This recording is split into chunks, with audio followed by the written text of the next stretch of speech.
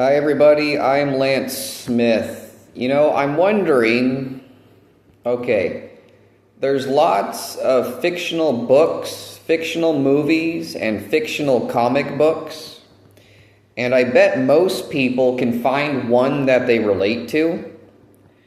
And I want to tell you guys the one fictional character that my story related to the most.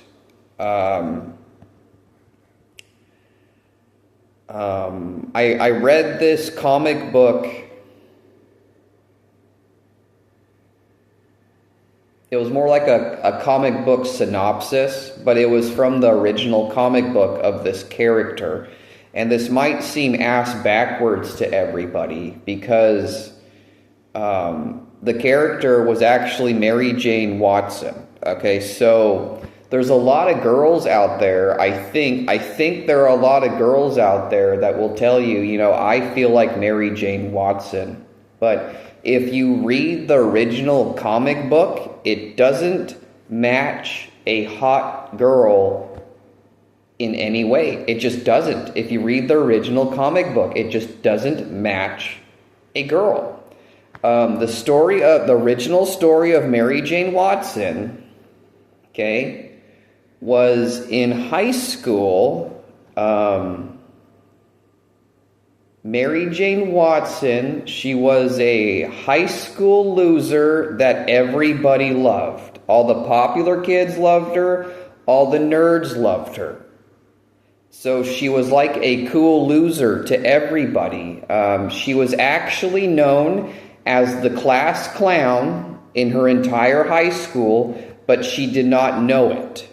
And every day she was laughed at by everybody, and she did not know it. And through high school, Mary Jane Watson had extremely abusive parents that she took really, really, really good care of, and nobody had a clue that she had abusive parents. So that was Mary Jane Watson's life in high school. And if you think about it, that doesn't match any hot girl. It just doesn't. Not one, at least in my opinion. Okay, I don't see this in any hot girl. So a hot girl is known as the class clown without her knowing, and she's laughed at every day. I don't see that in any hot girl. I just don't. Okay. After high school, Mary Jane Watson ends up disappearing, and nobody knows what happens to her.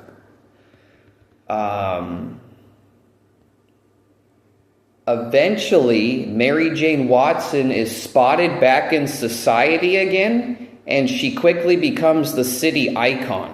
So that's the original story of Mary Jane Watson, and that's actually a really fucked up story in so many different ways.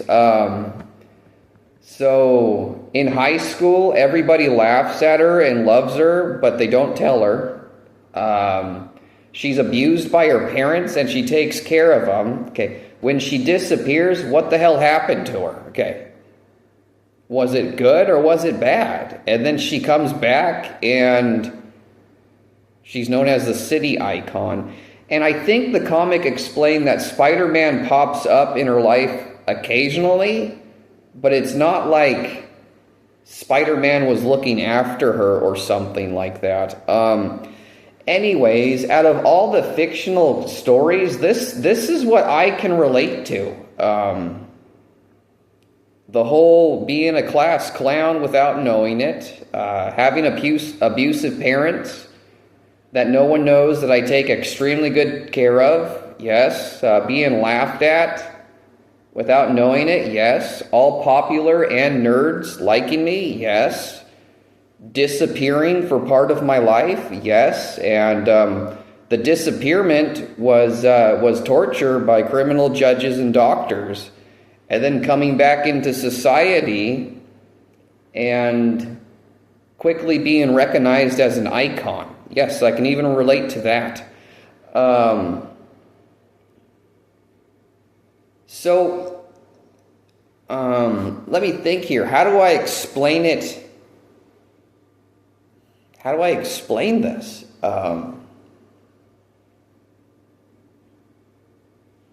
I guess I'll start with the abusive parents. I had strong, smart parents. It dawned on me later in life that I was as abused as it gets. And, I guess my parents, it's what evil people do. They're very Jekyll and Hyde. They're very two-sided. Out in public, they're good people.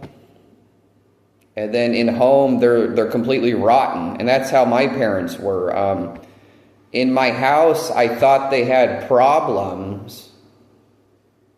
And I did my best to hide my parents' problems to the world. And I did my best to make them look good. And even when I lived with them, through all the abuse, I was helping them as much as I could, and later in my life I had to accept, they were nothing but rotten, smart, abusive people. Okay, that was disgusting. Anyways, in high school, what made me so damn different to the point where I'm known as the class clown and being laughed at? How do I put it? There's a few different things. I know one thing that made me get laughed at. I actually dressed a little bit differently in a way that it stuck out. But I'm starting to understand what it did to my high school. This is probably what made people love me without understanding. Again, I'm doing this all off the top of my head. If I wrote it all out, I could make this video way more understanding. But let me see here. Okay, look. You've got a canvas painting on the wall, okay? Let's say there's 100 people. Okay, and you put a canvas painting up on the wall and 50 of the people like it. You take it down, you put a different canvas painting up, and the other 50 people like that canvas painting, okay? All right, let me start over, okay? Ready? You put a canvas painting on the wall, and 50 people like it, and 50 people don't like it, okay? You put a different canvas painting up on the wall, okay? The other 50 people, they like it, and the other 50 people, they don't like it. Okay, you put another canvas painting up on the wall, and all 100 people like it. Okay, it's the same thing with clothes. Okay, look, there's a jock who dresses up, and 50 kids like it, 50 kids do not. Okay, there's a punk. Okay. He dresses up and 50 kids like it and 50 kids do not, okay? Lance walks to school, okay, and 100 kids like the way he dresses, okay? That's how I dressed in high school. It stuck out, but it didn't upset anybody, okay?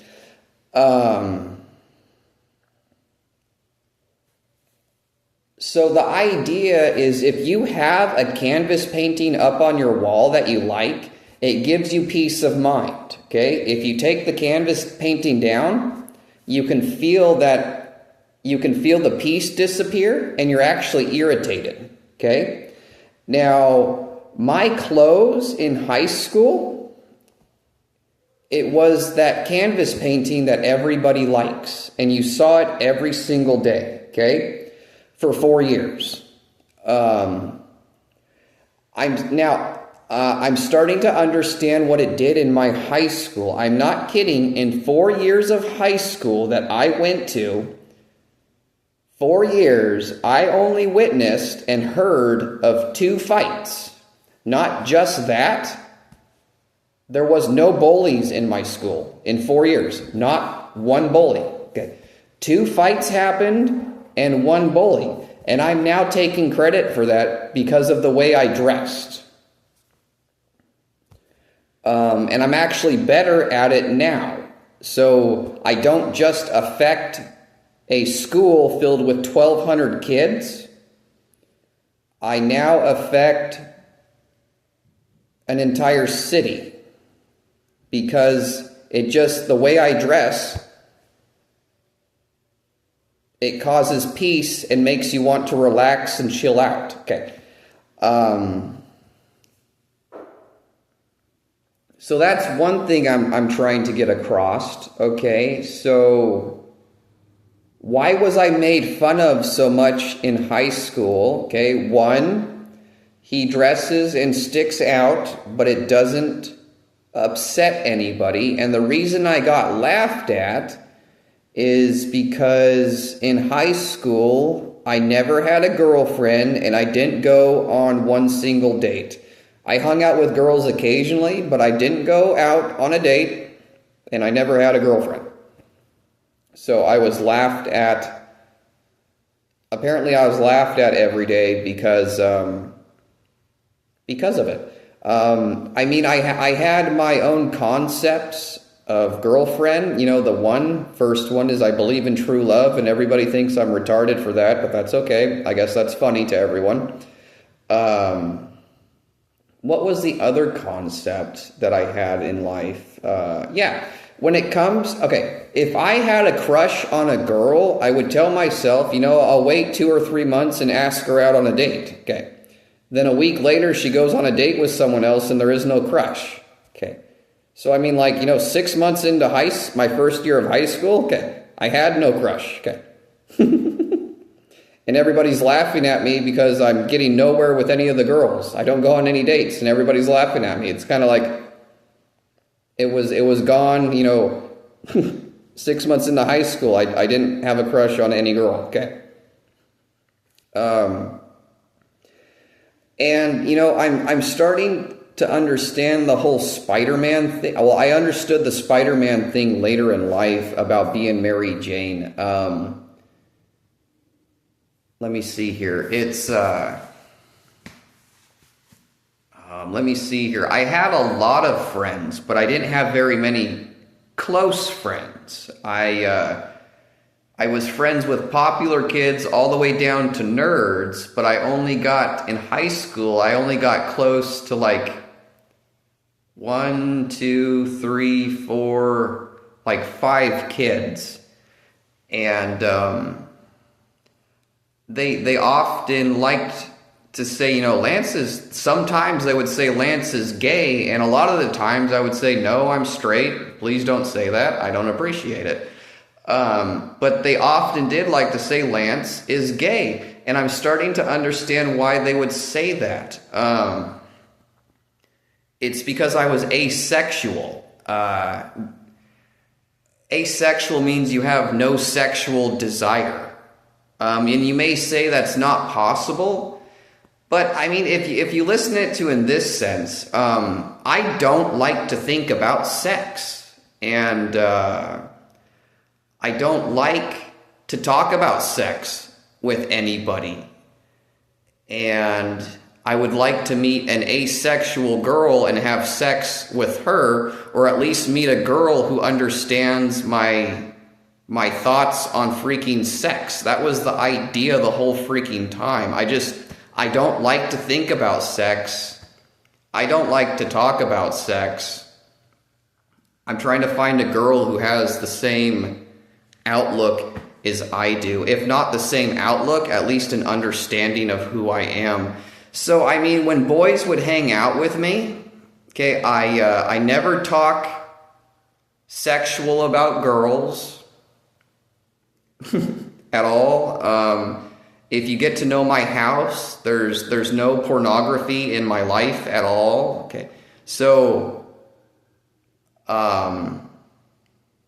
at the end of it, they would say, Lance is fucking gay because he never talks about girls sexually and he doesn't watch any pornography. Therefore Lance is gay. Yeah. Okay. No, I'm straight. I actually hate gay people. And I was an asexual. And I still am asexual. The idea is I really hate thinking about sex, and I need a girl who understands me. Yeah, if I to have sex, I need a girl who understands me. Okay, yeah, I need you to talk to me about how I think sex is just stupid. Okay. Yeah, something like that. Again, I need to write this out better. This is all coming off the top of my head. If I took the time, like a couple weeks, to write this whole Mary Jane Watson thing out, it would make more sense to everybody. But anyways, so yeah, I'm starting to understand that when some guys hung out with me just because I had fun doing everything in life, okay? So I enjoy playing a video game, I enjoy eating, I enjoy skateboarding, okay? I enjoy playing a board game, I enjoy talking, okay? I enjoy hanging out, okay? I don't enjoy talking about girls' boobs, okay? I don't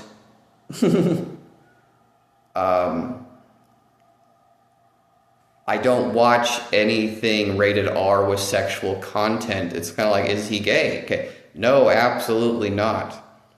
Yeah, and I was saying that, okay, look, I don't like to talk about sex with other guys, but I enjoy talking about sex with a girl alone. Okay. Yeah, there we go. Yeah, it's an asexual thing. I don't like thinking about sex. I don't like talking about sex, but I will talk about sex with a girl alone. I mean, yeah, so the idea is asexual is no sexual desire, but you want to talk about sex with girl alone. I really don't like anything sex or pornography unless I'm alone with one girl. I bet there's people out there that can actually relate to that. Let me see here. Yeah, sometimes it takes my mind a bit to put things correctly. But anyways, I understood this later in life because I witnessed it happen, but excuse me. I've learned that all men, all boys, they want to be Spider-Man for one girl. So if you go through one shitty relationship, that whole Spider-Man feeling disappears and everything in life becomes miserable. So, I mean, if you have a good relationship and you're Spider-Man for a girl and then something bad happens, it hurts your heart. Everything that you do in life, there's a video game that you like to play with her. You don't like playing that video game anymore. You don't like playing any video games. You don't like cooking anymore. You don't like going to your favorite restaurant. You don't like fishing for damn sure. Okay. That's really funny to me. I've understood that if you don't have a good emotional life, fishing isn't any fun. Anyways, you don't like golfing. You don't like anything if you just went through a shitty relationship.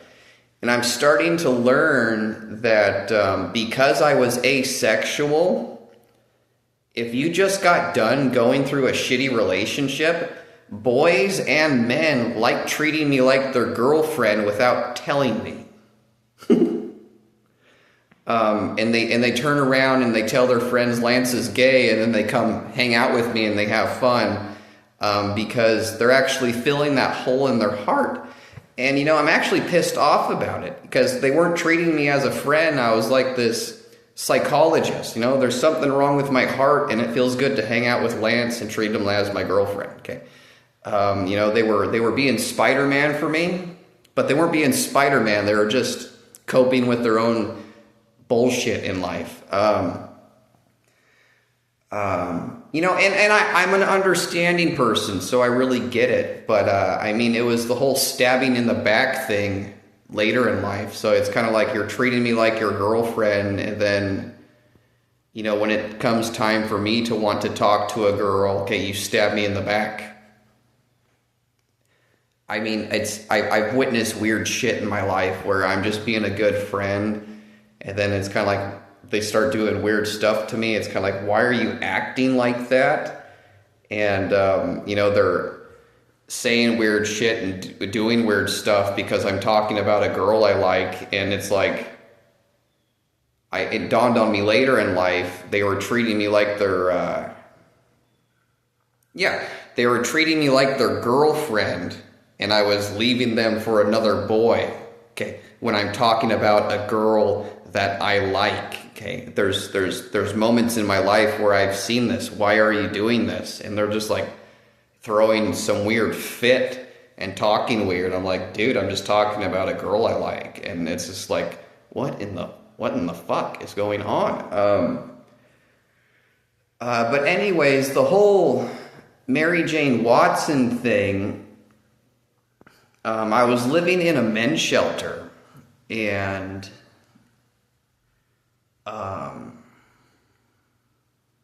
I did,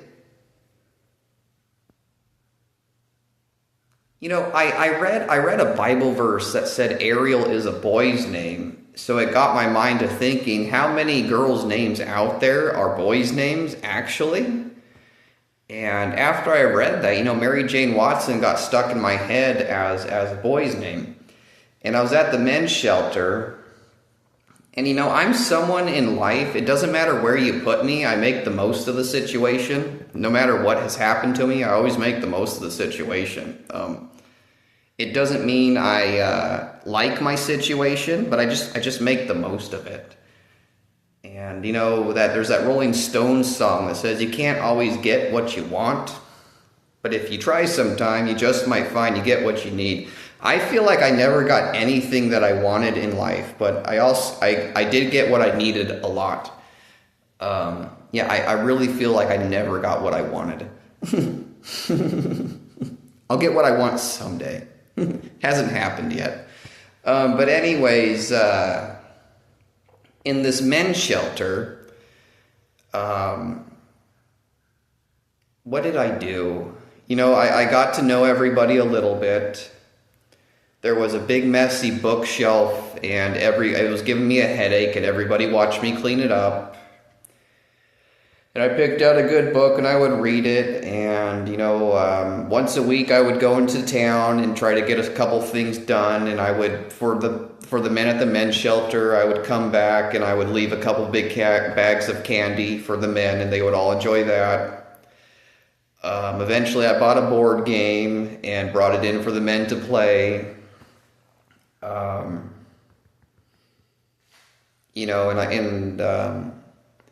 I just brought peace and the way I dress into the men's shelter. Okay, so I cleaned up the bookshelf. I drop off candy to the table once, and all the men go grab a piece. After I rearranged the bookshelf, people are checking out books now.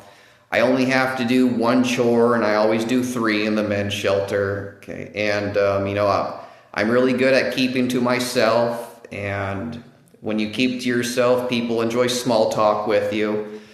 A couple months go by in the men's shelter, and I've bought myself some new clothes. So I'm really into fashion and style. So I was excited that I bought a couple new outfits.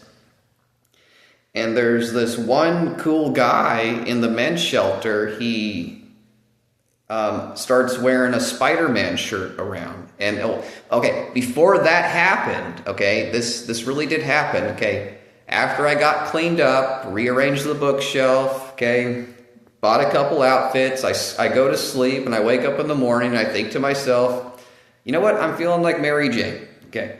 So a couple weeks go by, and to my surprise, a cool guy at the men's shelter, he wears a Spider-Man shirt, okay. And I think to myself, that's ironic, I feel like Mary Jane. So, when I'm in the men's shelter, pretty much once a day, I'll walk half a mile to a Walgreens. Yeah, to a Walgreens, and I'll buy a soda and I'll window shop. There's magazines that I'll go look at.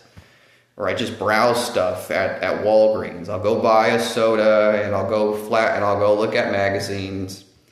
and I'll window shop the store just to catch anything that I want to buy someday. And anyway, so one day, after feeling like Mary Jane, I walked to Walgreens, and where was I? I was browsing or something like that, and I look over, and that guy in the Spider-Man shirt, he's reading a magazine, and he's looking up over me, and he looks down, and I think to myself, okay. So I walk up to him, I was like, nice Spider-Man shirt. And I got Mary Jane in my head, and he goes, thanks, and I go, ask him, I was like, so you would be Spider-Man, I gotta know, if I were any character from Spider-Man, which one would I be? And, I thought he would say, like, maybe like Venom or Carnage or something. And I was wondering if he would say Mary Jane, and he goes, you would be Aunt May. But I think the idea is I've witnessed this a couple times in my life where men's shelters or even jail, men start acting like Spider-Man and they're talking to Mary Jane. And the idea is because I'm an asexual, men can see me as a fun girlfriend if I was a girl, okay? It's because I just enjoy small talk. I just enjoy food. Okay. I just enjoy a good night's sleep. I just enjoy a board game. I just enjoy clothes. Okay. And there's no sex involved. And men can see that as a fun girlfriend. And it upsets me in a sense that, they aren't Spider-Man for me. They're just coping with the situation, but I am understanding. It's irritating and understanding because, when men do that for me, they're not, when men do that with me, there is no fighting for me. Do you guys see when they give you that whole boyfriend's feeling, but they don't give you the help or the back, or they don't give you the help or the fight. So it is irritating to me, but which I learned later in life, the whole disappearing thing, it was irritating to me. So I had a popular friend, and later in life I told him, you know what? You and I are both really good at being funny, and we both have like 1,000 friends. And he started laughing at me. Yeah, Lance, you have 1,000 friends. And he thought to himself, I actually have 1,000 friends, and you don't.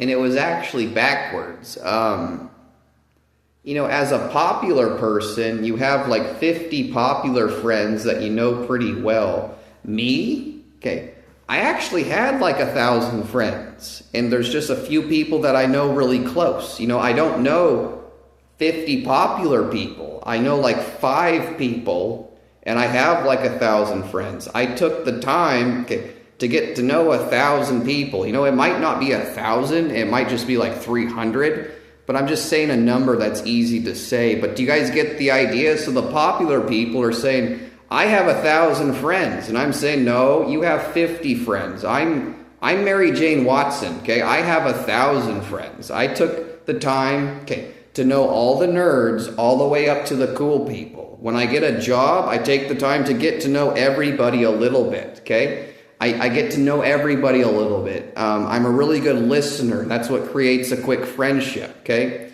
You actually try to listen, and then you respond to what you heard. People have lived that with me for a little bit. A lot of people have experienced that with me. Most people don't listen when you're talking. If it's not most people, it's a lot of people. Not just that.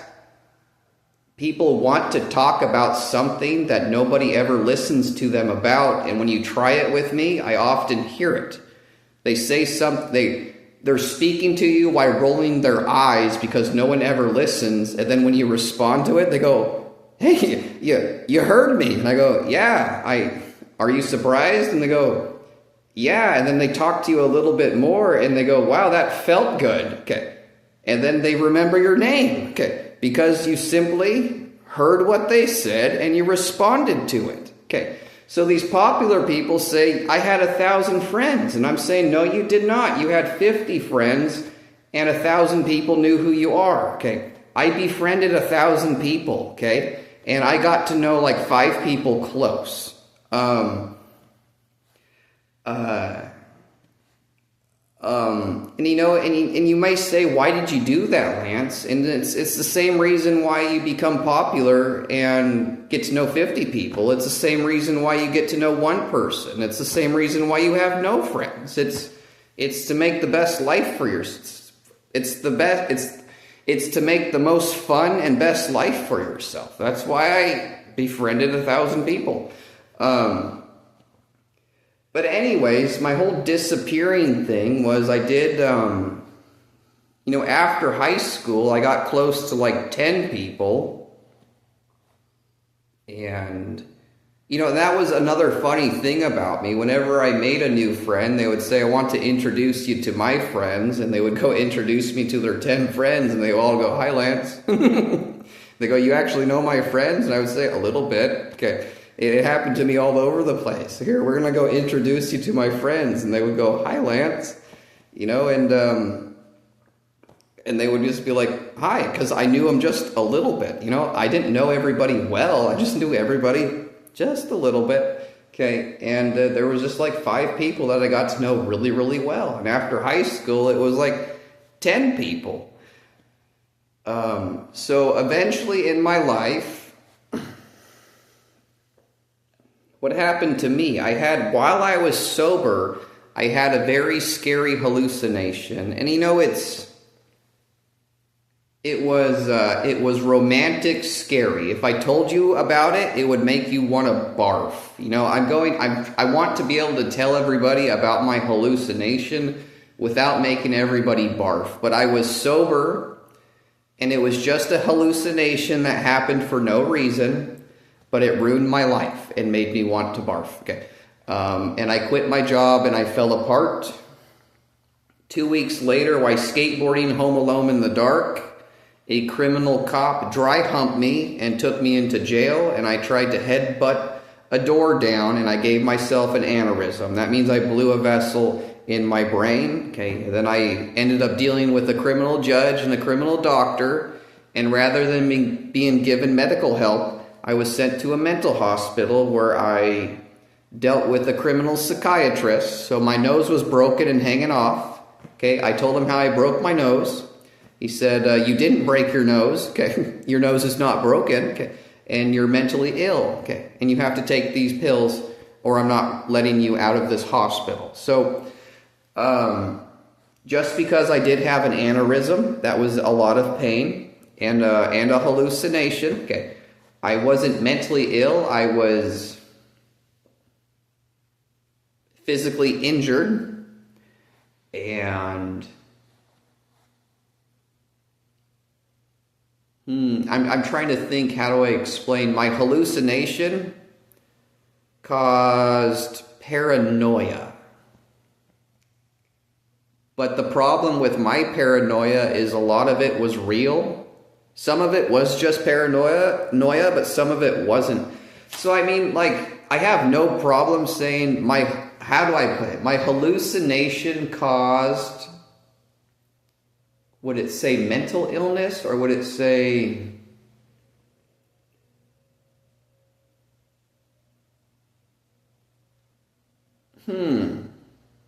I have no problem saying I have a mental illness if I have a mental illness, but it's not the correct word. I had a simple hallucination. And yeah, you know what? Okay.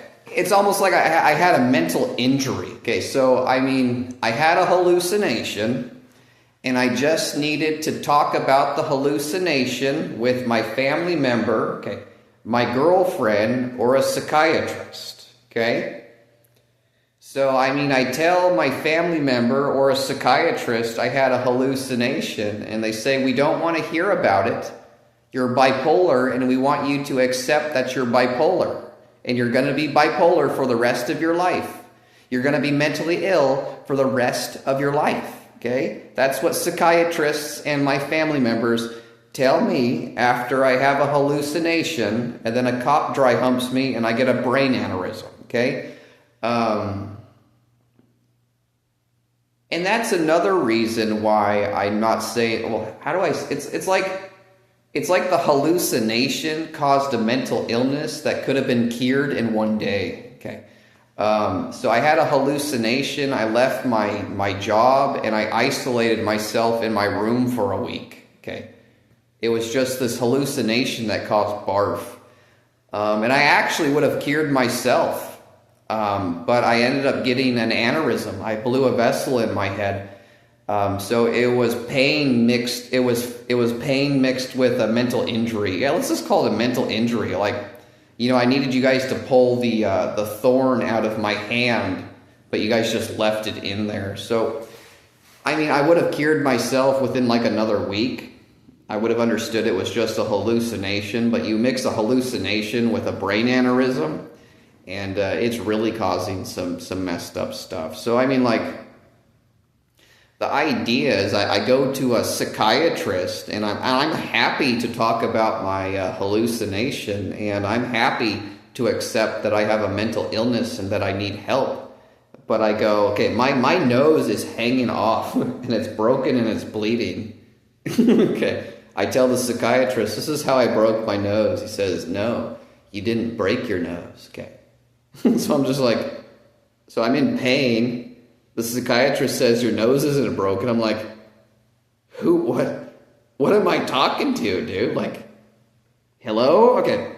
So when I get out, nobody's helping me. It's kind of like, nobody believes that I got sexually assaulted by a cop, and nobody believes that I broke my nose and smashed my head into the cement. It's kind of like, is that hard to believe that I got sexually assaulted by a cop and that I hit my head on the concrete? Yeah, when I get done explaining it, they go, you're mentally ill, man. Yeah, you need help. And I go, yes, I do need help. What I need help with first is understanding that I smashed my head, in the cement. And they go, no, okay, Lance, you're not in pain right now. There's nothing wrong with you. It's kind of like, So the idea is that was me disappearing, okay? Something traumatic happened, and he's disappeared. No one knows what happened to me. So now you guys know what happened. I had a hallucination that I needed family and friends and psychiatric doctors' help with. It did cause the mental illness of paranoia, and that was it. Okay, nothing else, just paranoia. My paranoia could have been taken away in one day if everybody would have tried to help me. But then I got an aneurysm, okay, and so my disappearance, I disappeared, and I just needed some simple physical help and psychiatric help, but everybody chose to mess with my head extremely bad when I was actually already smarter and stronger than most of my peers. You see what I'm saying? So for a bunch of years, I got fed a bunch of crap. Okay, and I studied and cured myself. That's what I'm upset about. So I'm dealing with these criminal judges and doctors, and every time I go to jail, that was another issue in my life. Something that was causing me to be so out of the loop and silent was I had a granuloma in my hand, and it was causing a lot of pain. So when I'm locked in jail, I would write letters to different companies for help, But my hand was hurting so bad that it would often take me 5 days to write one letter. And I would even tell medical doctors in jail, my hand hurts, take an x-ray. And they take an x-ray and they find the bone chip in my hand. And they say, yeah, it's a bone chip and it's not causing you pain. I'm going to leave it in there. And I'm like, it's my hand. It's clearly causing pain where the bone chip is. And I tell them, I'll sign a death waiver. Okay, I have no problem dying while you guys take the bone chip out. Just take the damn chip out because it hurts like hell. And they're like, no, it's not causing the pain in your hand. Eventually I got it removed by a very smart Japanese doctor, and when he opened it up, it was black and infected, and he pulled out a big black chunk of granuloma, and he said, I see why your hand was hurting so goddamn bad, man. Like, okay, yeah, so, again, that was irritating too. I go to the doctor's office, look, there's a bone chip, could you just open it up and pull it out? Okay, it's kind of like, there is no bone chip, or it's not causing you pain. It's kind of like, it's causing pain where the bone chip is, just remove it, and if it still hurts, then we know it's not the bone chip. Okay.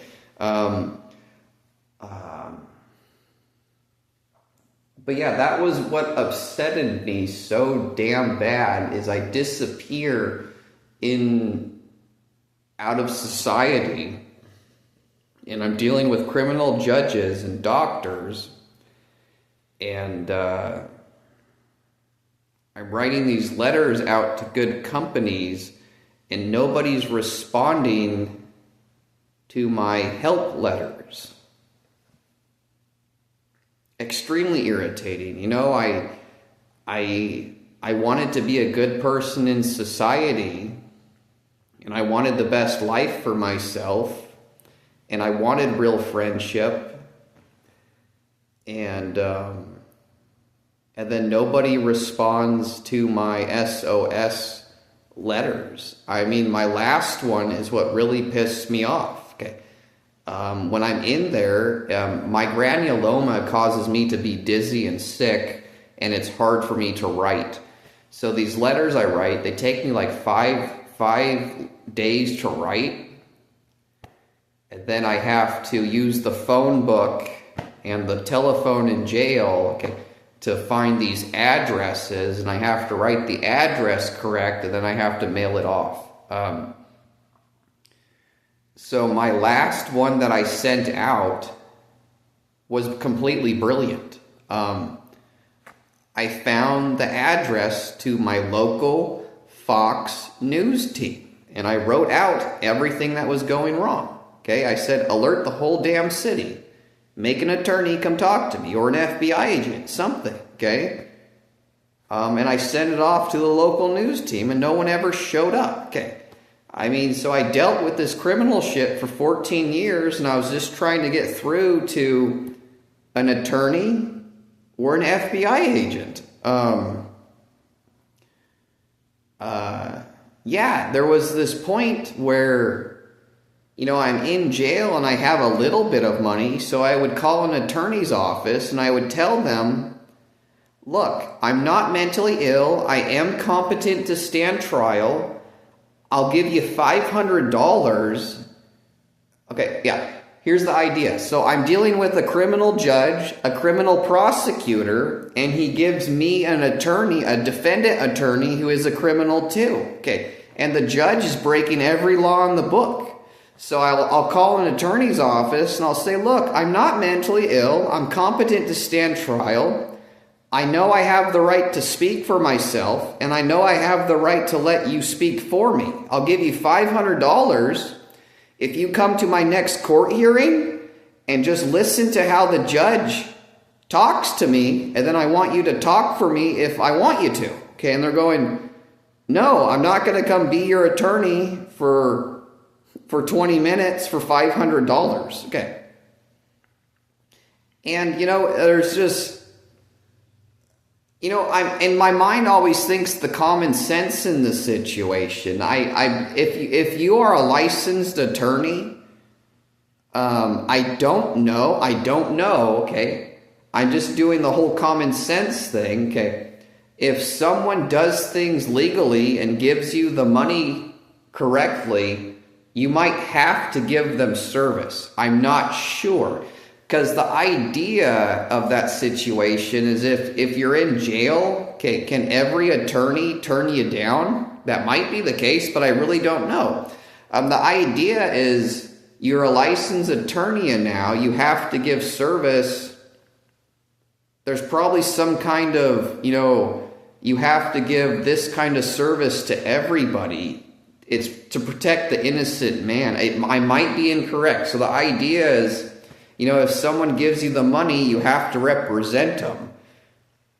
I'm not sure because, what if there's 20 attorneys' offices and all 20 attorneys turn you down? That's what my mind does. That might make sense, but the idea is I'm going into the courtroom and the judge says that defendant represents you. And I say, no, he does not. It was the judge who was breaking the law the whole time. The idea is, look, if someone, in court, you have the right to represent yourself. You have to give someone permission to represent you, okay? The judge was saying, Lance, you don't talk for yourself, your defendant attorney does. And I tell him, no, he doesn't. I haven't given him permission to. Okay. The judge says, you know what? It's not your choice. I get to give permission to who speaks for you. So, my judge in the case, you know what? I believe he's getting life in prison. If not, probably the electric chair. Because, there's even a Bible verse that explains once the people found out what the judges were doing, it's from the Catholic Bible. What the judges did to me, once a city finds out what the judges did, the city wants them killed. Okay? And then someone with power steps in and has them beheaded or given the death needle or the electric chair. What they did was they just went out and broke every single law in the book, every single one. But yeah, I'm trying to think in the situation. I really don't know. Maybe attorney offices have the right to refuse service to anyone. But that's where my mind was going. Why is nobody helping me? And it was the judge situation. So I'm standing there in court and the judge says he gets to talk for you, okay? That's a lie and that's actually a broken law from the judge. I'm starting to understand, people say the judge is known as your honor. The reason a judge is known as your honor is because by law, they have to tell the truth in court. Like if you work for Target or if you work on a construction site, if you break policy, you're given a fine or a penalty. In the courtroom, if a judge breaks policy, they owe jail time. That's why they're known as your honor. They have to tell the truth. They have to follow their policies or they owe jail time.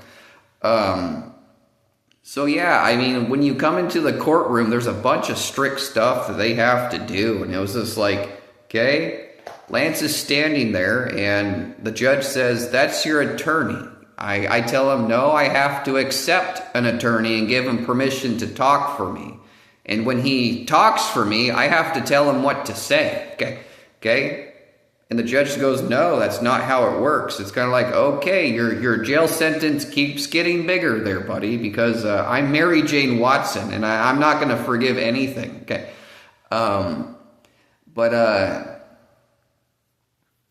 Yeah, it was really, really irritating, beyond irritating, extremely irritating in so many different ways. I tried so many different things in jail to get an FBI agent or an attorney to come talk to me, and any of them could have turned the situation around at any moment. I don't know what everybody's problem was at all. Again, I did so many smart things in jail to get through to an attorney or an FBI agent, and they all just chose to be dickheads and like what in the fuck was all that about, man? I feel like my city showed me that there is no friends, there is no family, there is no 911. Okay, that's what my city was trying to tell me. That's what it feels like. What in the hell? So I mean, like that last letter that I sent off to Fox News team, I'm like thinking to myself, that's as genius as it gets. Okay. No one responded, so I got sent to the mental hospital again. It was kind of like, I'm coming into my city. I'm trying to make the most of my friends and family. I'm trying to. People think I'm obsessed with my girlfriend Jen, and I'm not at all. Not even a little bit. The whole damn time I was, people think my girlfriend Jen is smart, and she's not at all. The idea was all hot girls in my life, they understand that if Lance likes you and you try to make him jealous at all, he doesn't like you anymore. So my girlfriend Jen did the whole jealousy thing like 2 weeks into our relationship, and I didn't like her. After the hallucination, this really scary romantic hallucination, that's what made me hang on to her as a girlfriend. Okay, but after the 2 week thing, I didn't like her at all. And after I got sexually assaulted by the cops, I knew that if my girlfriend would have helped me, then the cop would have gone to jail and I would have won $1 million lawsuit. So my mind's thinking to myself, I just need Jen, a little bit of help from Jen. And then I'm also thinking to myself, because of the hallucination, I think she might be my soulmate, which is the only reason I would tell people, she's like my girlfriend.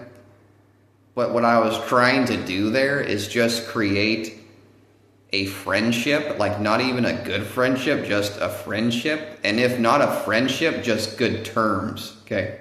You guys get the idea? So like if I run into her at the grocery store or the bar, we don't have to be friends, but it could be like good terms. That's just smart, which is why I'm telling people my girlfriend Jen isn't smart at all. She didn't want to be on good terms with me. Okay. Yeah, real smart, right?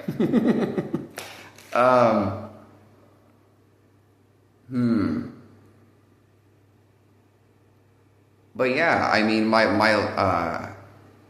life really relates to Mary Jane Watson. The idea was, I had abusive parents that I took extremely good care of, but they were completely disgusting. At school, I was laughed at because I stuck out with fashion and style, but I believed in true love, so I was laughed at for 4 years. After high school, I had a good life for myself, and then I fell apart with a hallucination and a brain injury. And I thought all my friends and family would be there for me, but they all made me sleep out in the snow. They just enjoyed shitting on me and watching me suffer. Okay, it was. I'm coping with it the best I can, and then I'm in jail sending out help letters, and no attorney or FBI agent shows up. I'm just like, what is everybody trying to teach me? Okay, I'm still trying to wonder what my city was trying to teach me. Okay, I can't see it. Okay, like, yes, I'm very messed up from the situation. Are you guys trying to show me there is no family, there is no friend, there is no 911? You just have to learn how to cope with how nothing life is. Like, what in the hell was that all about? So, yeah, I left my city, and I'm better with clothes than I ever was. I'm better at listening than I ever was. And, I still believe there's friends and families out there. And I believe 911 does exist, but my city I don't know what happened there. Okay. It's still gagging me. What in the hell was that all about? Oh, man.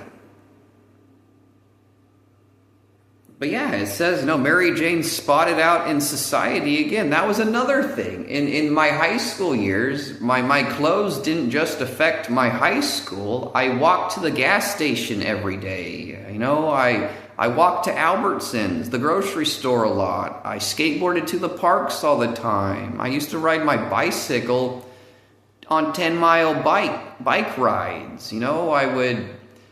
There was a field that I would go play in. So the idea is I'm skating to the grocery store almost every day on the sidewalk in these cool clothes. And the idea, it's that canvas painting thing. You look at that boy in those clothes and it gives you this burst of peace and it chills you out. I'm better at that than ever. So the community that I'm in, like just wearing clothes, makes everybody not want to fight. I know that sounds cheesy, but it actually works. Oh, man. Yeah, I'm still coming out of how my city treated me. I'm just ruined by it. Like, what in the hell? Like, I even told everybody, yes, my dad is extremely abusive. And they look at me like I'm just trying to be the boy who cried wolf. I was kind of like, well, look at me and look at him. He's a fat, ugly-looking asshole, okay, and I'm a skinny, attractive, kind boy, okay, and you're listening to the fat, ugly asshole, okay, and he really is the asshole that he looks like. Is that surprising? Okay, in this world, there's all this shit you guys are seeing, and it's kind of like, I really don't fucking get it, man, okay, but yeah, that whole, you read the original comic of Mary Jane Watson, and it's not like she's the coolest girl in school and everybody loves her and Spider-Man fights for her and she's a really big situation in the city. It's not like that at all. It's this really fucked up story, okay? And she ends up being an icon, okay? When she gets through all her bullshit in life. So, it's kind of funny to me. The main Spider-Man characters are Peter Parker, Cletus Cassidy, Eddie Brock, and Gwen Stacy and Mary Jane Watson. You guys can take it as a punchline, but anyways, in high school, Peter Parker was like a loser hero, and Cletus Cassidy was a loser villain, and Eddie Brock was a loser villain, and Mary Jane Watson was a loser icon. That's what I was in high school. I was a loser icon. I was an icon of friendly kindness and peace, and it really affected my entire high school. And I was a loser for one reason: there was never a girl standing next to me. I was never on a date.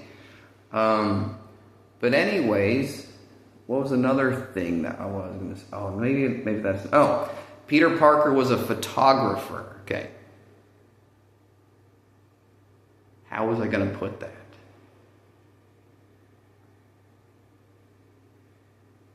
Let me see here.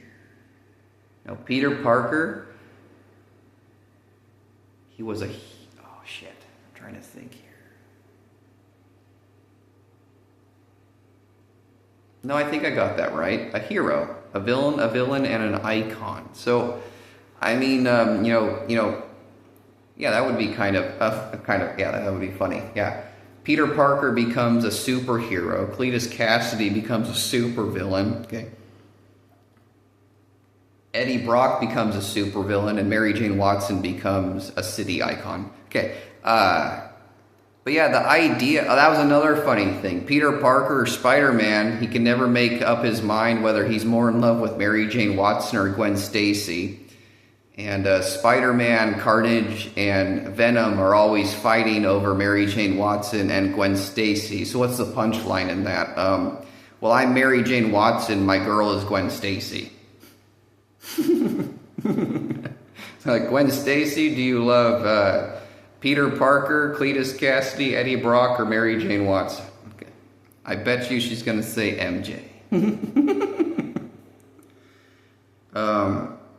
That was something. Oh yeah, this is how again I could make this video way more fun and way more supporting, but I have to take the time to do it. And in those old Spider-Man cartoons, it's always a really big deal when Mary Jane Watson gives a speech to the city, because she is a city icon, okay? And she takes time into putting these speeches and stuff. And sometimes they're really simple, but these simple speeches often reach out to everybody. Okay, it's kind of like, how did you do that, MJ? It's kind of like, I get it. Okay, I'm a very understanding person. But what was I going to say? Comedy. Okay, there's I made a joke out of the situation. I mean, I was thinking about calling Mary Jane Watson a comedian, but icon I think fits even better.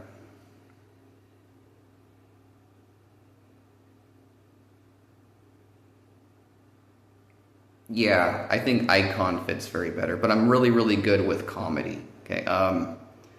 In elementary school, I wasn't into being funny at all. I was into sports. I was really into soccer, football, baseball, and tetherball. I wasn't into basketball. I was mainly into baseball. So in 6th grade, I didn't make the A team. I made the B team. So I quit baseball and I started skateboarding full time. And yes, I was into skateboarding in elementary school. So I left in 6th grade because I didn't make the A team. I left baseball and started skateboarding full time, and I got into being funny. And there's actually a saying that says there's nothing more dangerous than a good comedian. And the word is good. Okay, there's bad comedians out there, there's dirty comedians, and there's good comedians. If you're a good comedian, you're a very dangerous person, because you know what is funny and what is not funny. Okay.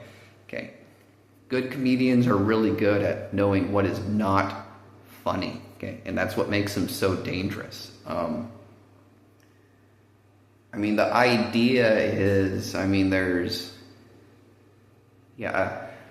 was I going to say? How was I going to explain it?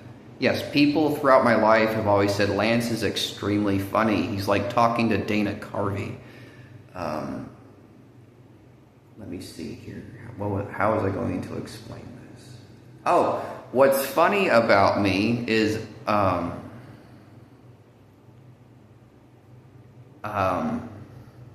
like if you got to know me at work, they say this kid is extremely funny. And they would say, do something funny right now. And I was kind of like, I can't do something funny right now. And that's one part of being a comedian, is understanding that you can't just do something funny. Okay.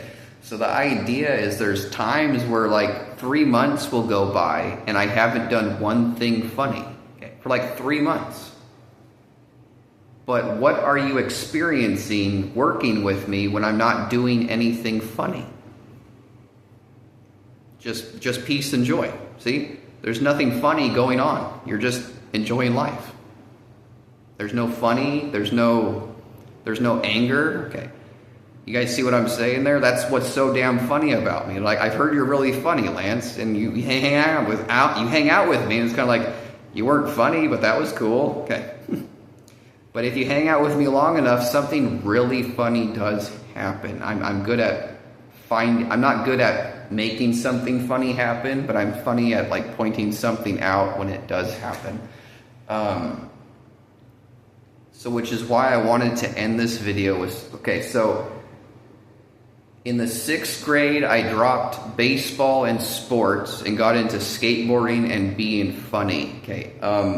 In the beginning of 6th grade, I did something extremely funny, and anybody can do this joke to anyone. This is a fun, clean joke to do to anybody, and it'll make you laugh extremely hard. I did this in the beginning of 6th grade. So when it comes to brownies, when people make homemade brownies, I don't like them that much. Sometimes, but but if they make the good ones, I'm really down with the good brownies. But most people don't make a good homemade brownie. Some people make extremely good ones, but most people don't. So in middle school lunchtime, we could buy Little Debbie brownies, and to me, Little Debbie brownies are better than most homemade brownies. So I bought a Little Debbie brownie with walnuts in it, and this was like the beginning of me wanting to be funny. I had a funny idea. And I had a close friend in middle school, and I didn't show him that I had my Little Debbie brownie, and I opened it, and I broke it in half. So I have this Little Debbie brownie covered in walnuts, and I went into the bathroom, and I went to the last stall, and I put the lid down, and I put the brownie on the toilet seat, and I went back out into the cafeteria, and I told my friend, hey, if you want to laugh really, really, really hard, okay, go into the bathroom and go to the very last stall and open the door, because I left something there for you, okay? And my friend smiled at me and said, okay, I gotta see this, okay? And he goes into the bathroom. I'm sitting out there at lunch, and he did go open it, and he comes out, and he is laughing harder than I've ever seen anybody laugh before. His face is just red. And he comes up to me and goes, dude, did you seriously just shit on the toilet seat? And I told him, no, man, that was a Little Debbie brownie with nuts on it. And he started laughing even harder. Okay. And it was a really good feeling to me. It was real laughter, and but this is I'm good at playing good, clean, harmless jokes. That is what's so funny about me, that causes this real huge laughter in people. Do you see it? That joke didn't offend anybody. That joke didn't hurt anybody, and it was a real blast of laughter. But I'm saying, if anybody wants to do that joke, it's fun to do to anybody. I mean, like, if you go to, you're at your grandma's house, you can, get a Little Debbie brownie and put it on her toilet seat and wait for her to go in there. You're at a friend's house, you're at your boyfriend's house or your girlfriend's house. You can do it to anybody. That is such a funny joke to do someone. Just break up Little Debbie brownie in half and put it on someone's toilet seat and see what they say. Okay, I mean, they might get mad at first, but when you tell them, just don't worry, it's just a brownie sitting on the toilet seat. That is so damn funny. Again, if you know me personally, I'm someone who doesn't let the bad things in life bring me down, and I always make the most of the situation. I'm really upset with what happened to me, but I'll get over it in time. I should have gotten help from people, or people should have helped me way sooner. I mean, it was 14 years of just dealing with a criminal judge and these criminal psychiatrists. I mean, if one attorney or one FBI agent would have stepped in, it all would have changed dramatically. Or if my ex-girlfriend Jen would have stopped lying and just told the truth, that would have worked too. Oh, man. But yeah, the original comic, okay, of Mary Jane Watson, the original one, it doesn't fit, okay? A hot girl, it fits my life story really, really, really well. If you read the original comic book of Mary Jane Watson, it's just really sad and messed up. Okay? But she comes out a city icon.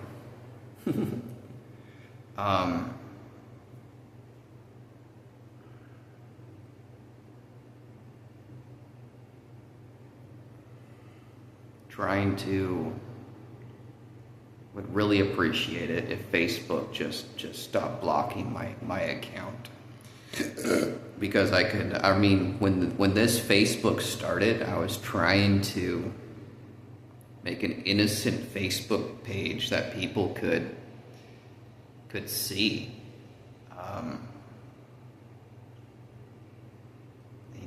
I lived this 14 lives of torture, and I knew I was going to turn my life around, so I wanted Facebook to witness me turn my life around. See what I'm saying? I'm a homeless man in Florida. I'm learning everything that I learned from my city to make a good life here, and then Facebook blocks my account and starts sending weird stuff to my Facebook, and then YouTube does the same thing. Like, what are you guys trying to do here? What are you guys trying to teach me? Is everybody still trying to teach me something? Are you guys trying to teach me there is no policy and law? There's just what the CEO, officer, director wants? Is that what life is? There's just the guy sitting in the chair. This is what I want. Okay. Keep telling yourself that there, buddy.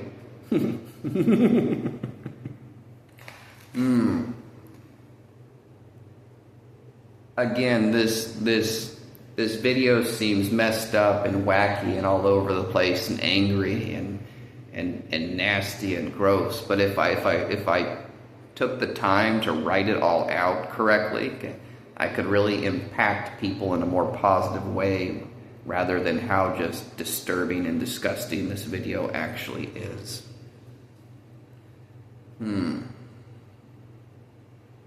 Seriously, what was my city trying to teach me the whole time? And what is Facebook and YouTube trying to teach me right now?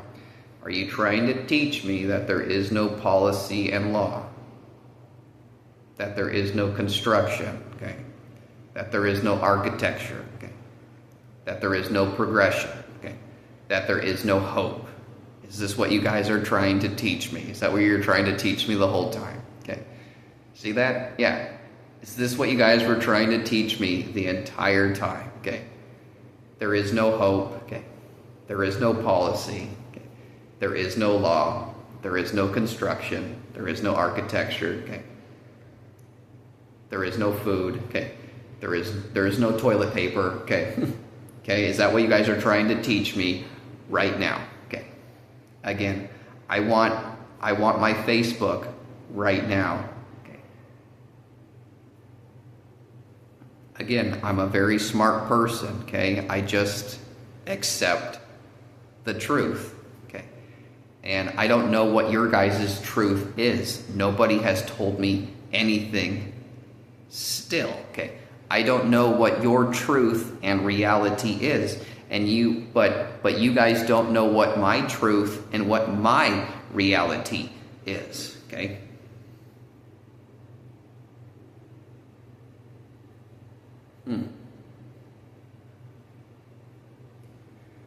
All right, I got a big day. I'm taking the bus out to the EBT to apply for food stamp help, so I can have enough money to buy a frozen turkey to cook myself on Thanksgiving.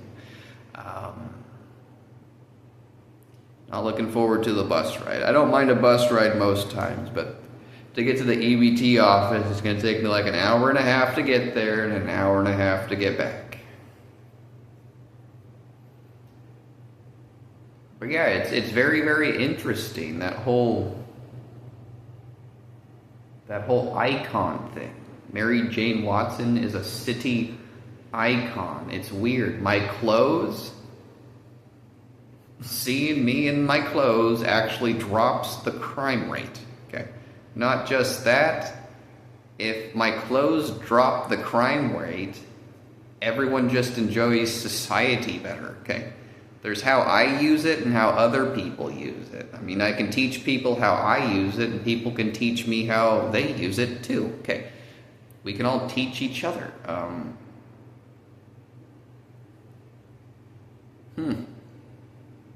Oh, man. We could have been teaching each other 14 years ago, but I guess you guys were trying to teach me that there's no policy and law, okay?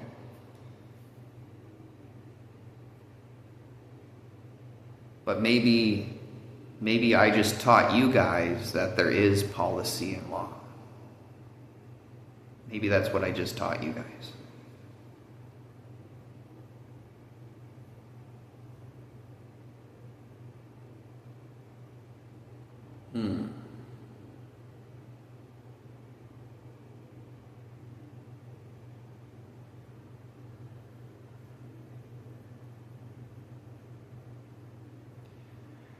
All right. It's about lunchtime. I'm gonna go make some top of ramen and some ice water, then go get on the bus. Again, I want you guys to fix my Facebook, and if Facebook wants to work with me, how about we delete my entire Facebook and start over? Okay. But I do want to leave my Facebook introduction. So yeah, we can start brand new videos and brand new pictures. Okay. But this time, you guys are going to do things correct and right, because I was doing it correct and right from day one.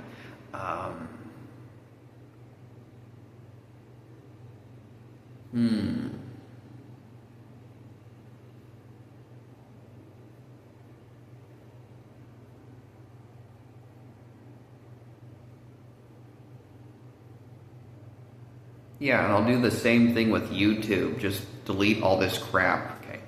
Delete it all and start over. I mean, on YouTube, I started this thing called Genuine TV. And the idea came to me, I was in a motel and I thought to myself it would be funny and fun, and there's a reason I have to this. I'm gonna explain this a lot of how I brought Genuine TV to life. There's a really big concept to it that I'm excited to share about. Well, anyways, there was just a vending machine, and I thought to myself, you know what? This would be fun to watch. Okay,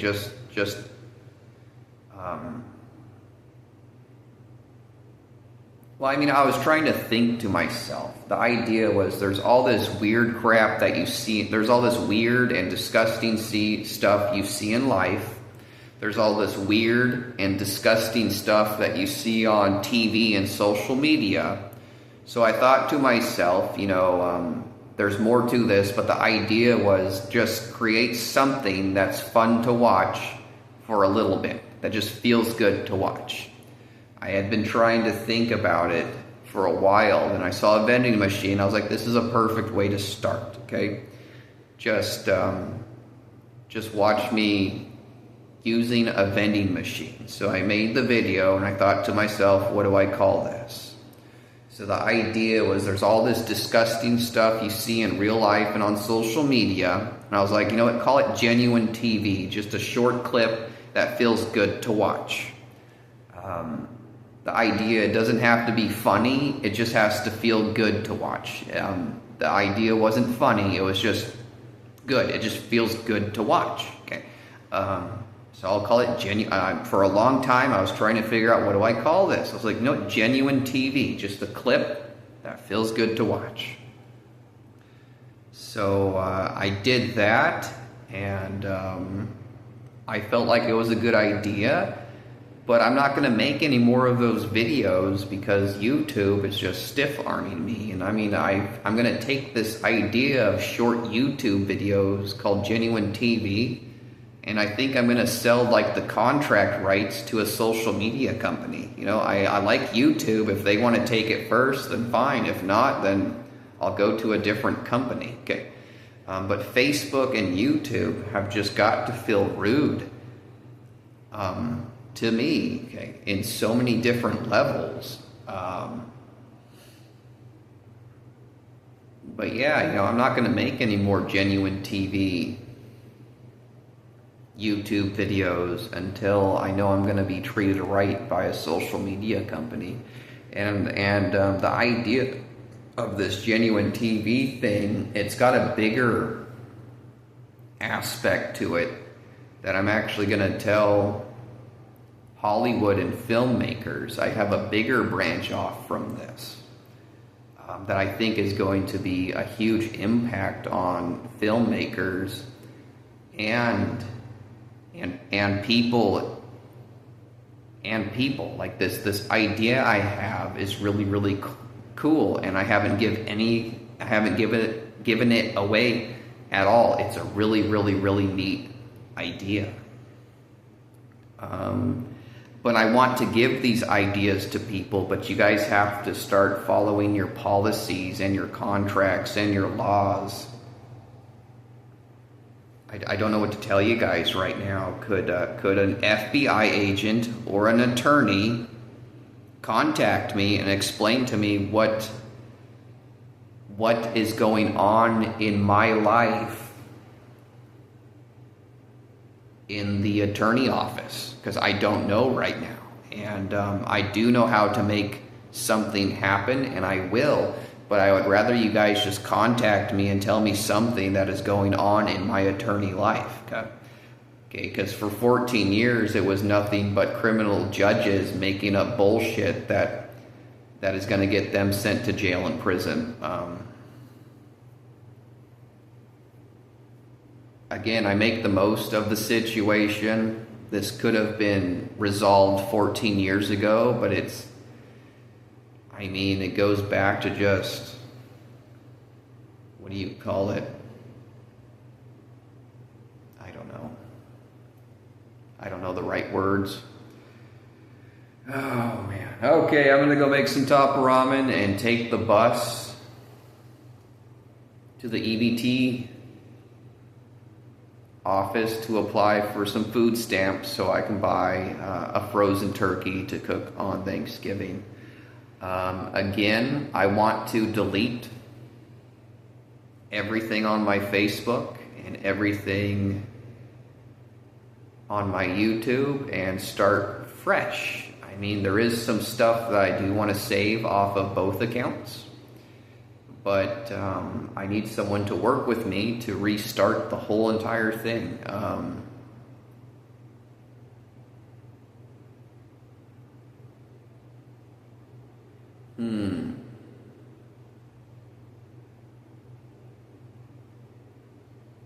Maybe I'll save that for later.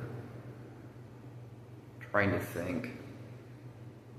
What was I going to say? Trying to figure out how to give that one out later. Yeah, I need to go get something to eat and go apply for my food stamps. Yeah, isn't that dumb? I shouldn't be using food stamps right now, and I should be driving a car either to my job or to my form of entertainment. Okay.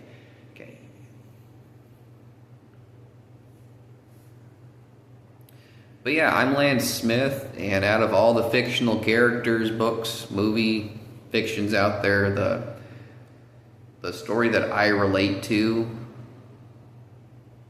even more than Huckleberry Finn and Jack Sparrow is actually Mary Jane Watson. So and the idea is who is Gwen Stacy's girl? It's not Peter Parker's, Cletus Cassidy's, or Eddie Brock's. That's Gwen Stacy's Mary Jane Watson's girl.